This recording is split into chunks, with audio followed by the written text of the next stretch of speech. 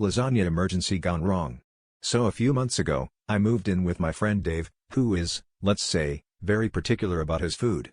On the first day, he gave me a tour of the fridge like it was an art museum, pointing out which shelves were his, which were mine, which were neutral territory, and, most importantly, the one plastic container labeled for emergencies only in bright red Sharpie.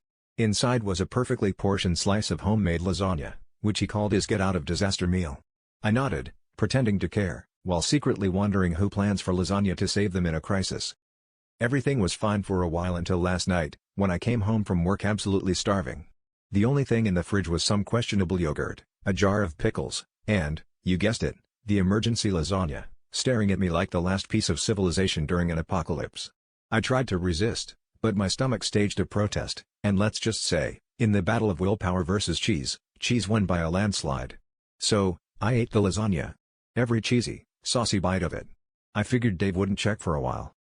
Of course, the universe has a sense of humor, because that very night, Dave came home early looking like he'd just survived a minor natural disaster. Turns out, he'd been locked out in the rain for 2 hours after dropping his keys down a sewer grate.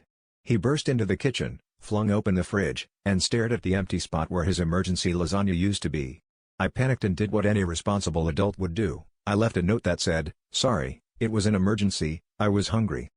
Dave read my note, sighed, and looked at me with the deadest of deadpan expressions. "You know what would really be an emergency?" he said. "If you ever tried to cook your own dinner."